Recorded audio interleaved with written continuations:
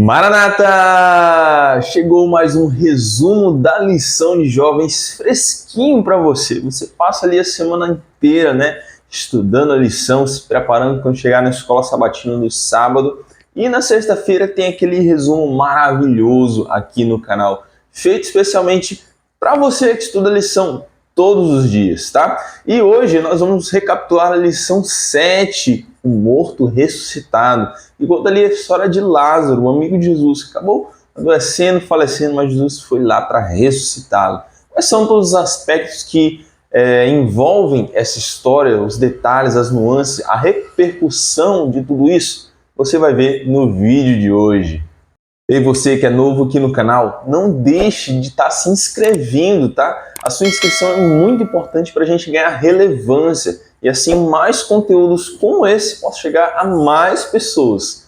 Já se inscreveu? Deixa aquele like gostoso para o YouTube entender que você está gostando do vídeo, está gostando do conteúdo aqui no canal, está gostando de resumo da lição de jovens. Beleza? Não esquece também de ativar o sininho, tá? Para não perder sempre que tiver novos resumos da lição aqui no canal. Se inscreveu? Deixou o like? Bora pro vídeo!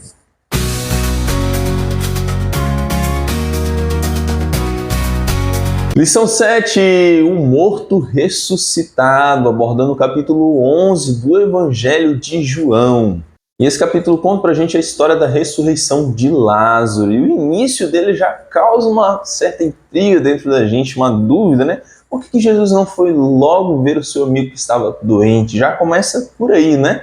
E Jesus e os seus discípulos recebendo a notícia de que Lázaro, o seu melhor amigo de infância, estava doente. Mas a primeira atitude de Jesus foi dizer: não, eu vou esperar um pouco aqui, eu não vou lá vê-lo nesse momento, só daqui a alguns dias eu vou vê-lo. E a gente percebe a afeição de Cristo ali, ele sente a notícia, mas ele não toma a atitude de ir lá tomar alguma providência, quem sabe desse tempo de curá-lo. E talvez seja isso que se passava na mente dos discípulos. Poxa, se Jesus se apressar, talvez dê tempo de salvá-lo, até porque naquela época médicos e hospitais não era algo muito fácil e acessível. Então, quando a pessoa estava doente, já era praticamente o pé na cova. E os discípulos tinham isso em mente. Poxa, Jesus, vá lá ver o seu amigo, vamos agora mesmo, talvez ainda dê tempo.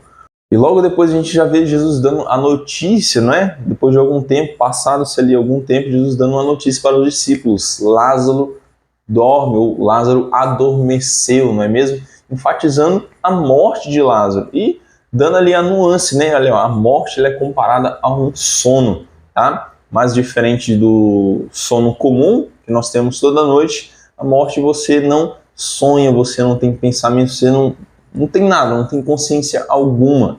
Esse é o sono da morte. E mais uma vez os discípulos entristecidos, mas poxa, se você tivesse ido de primeira, tinha como salvá-lo, não é? E a gente vê essa demora aparente ali. Mas o que temos que entender é que não é o nosso tempo, e talvez seja o tempo de Deus agir, tá? A lição fala pra gente que, de acordo com uma crença não bíblica, sustentada por muitos judeus daquela época, a alma permanecia perto do corpo durante 3 dias, desejando entrar novamente nele. Por isso a ideia de trazer alguém de volta à vida depois de 4 dias era inimaginável, tá? Então perceba aí os detalhes. Jesus tivesse chegado ali logo nos primeiros dias, né? Logo após Lázaro ter morrido, um dia depois ou 2 dias depois, os judeus podiam dizer o seguinte: não, Lázaro não tinha morrido de fato, ele só estava de fato adormecido, tinha entrado em coma. Aí Jesus chegou e apenas curou ele, não ressuscitou ele. E tinha também essa crença de que a alma que saía do corpo, isso não existe, tá? A alma que saía do corpo ficava esperando ali por 3 dias, com esperança de entrar novamente. Se Jesus tivesse chegado e ressuscitado ele, diria que não foi necessariamente Jesus só abre a porta para a alma voltar para o corpo. Não é nada disso. E para não ficar sombra de dúvida nenhuma, Jesus só apareceu lá no 4º dia, quando já não tinha mais esperança nenhuma, quando já tinha a certeza irrefutável de que Lázaro tinha de fato morrido. Jesus estava ali para revelar o seu poder. Afinal, uma das coisas que ele disse para Marta é o seguinte: Eu sou a ressurreição e a vida. Aquele que tem vida em si mesmo e é capaz de doá-la, de emprestá-la aos outros. Esse é Jesus. Ao chegar em Betânia, Marta é a primeira a ir ao encontro de Jesus. Ela se prostra aos pés do mestre, dizendo: Mestre, se eu estivesse aqui, ele não teria morrido. Se eu estivesse aqui, você poderia tê-lo salvado. Ela está ali com a indignação e ao mesmo tempo uma tristeza e um desejo de que Jesus a confortasse. E Jesus fala: olha, você crê que o Filho do Homem tem poder para ressuscitar, que o seu irmão pode ressuscitar. Marta crendo em Jesus, porém achando, ou confundindo as ressurreições, achando que se tratava da ressurreição do último dia, aceitou essa proposta de Jesus. Ela teve fé em Cristo, ela depositou fé nele. Mas Jesus especificou que não era a ressurreição do último dia, e sim que Jesus poderia ressuscitá-lo naquele momento.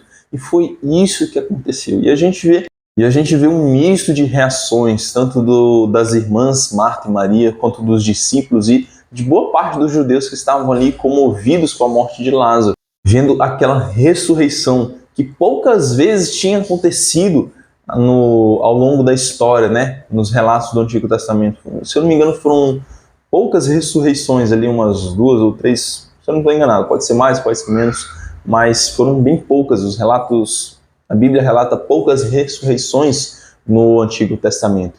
E agora o próprio Jesus fazendo ele mesmo ressuscitando uma pessoa: olha, ouça a minha voz e venha para fora. Olha a afirmação de Jesus, olha o poder das palavras de Cristo ao ressuscitar Lázaro.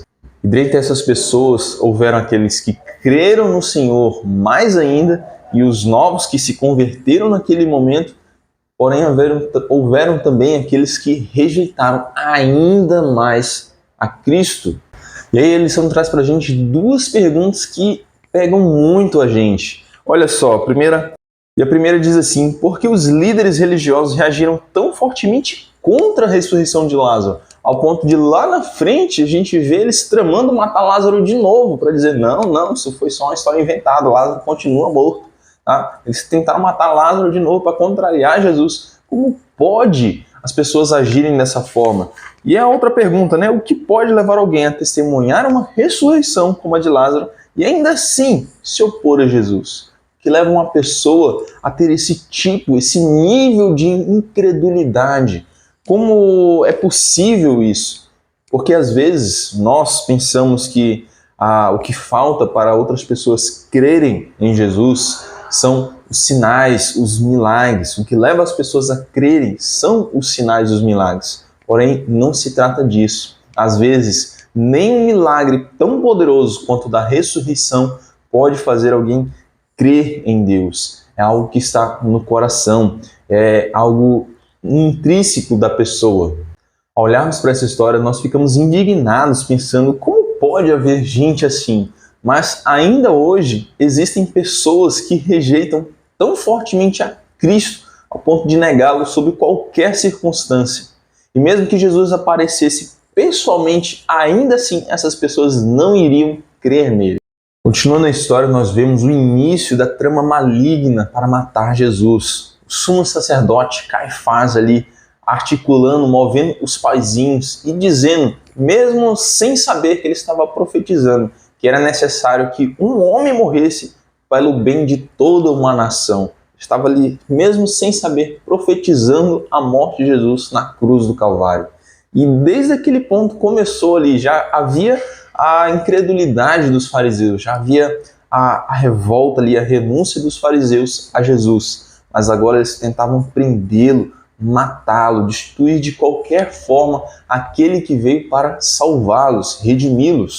Aquelas pessoas rejeitaram a Jesus porque Jesus não apoiava a sua má conduta, as suas ações. Jesus não olhava para eles com respeito, ele olhava para eles com indignação, porque eles tinham a palavra, eles eram os líderes, os que tinham os princípios religiosos, porém faziam tudo ao contrário. E a gente vê isso ao longo dos evangelhos, Jesus chamando o tempo todo os fariseus de hipócritas, porque eles falam o que é correto, mas praticam o que é errado. E Jesus revelava esse pecado deles, era o que fazia eles sentirem raiva e não se converter. O apego às coisas materiais, aos seus benefícios, às suas posições de importância, era o que fazia os fariseus não quererem aceitar a abnegação que Cristo oferecia e a salvação que ele veio trazer para todos nós. Agora eu quero que você coloque aqui nos comentários como estudar a lição dessa semana mudou a forma como você vê as aparentes demoras e os desapontamentos com Jesus. E para fechar, uma última pergunta da lição: por que você crê em Jesus? O vídeo de hoje está terminando, mas não se preocupe, porque semana que vem tem mais resumo da lição de jogos e eu espero você por aqui. É só você ativar o sininho, as notificações, para não ficar de fora, beleza? Eu vou ficando por aqui e te vejo no próximo vídeo. Tchau!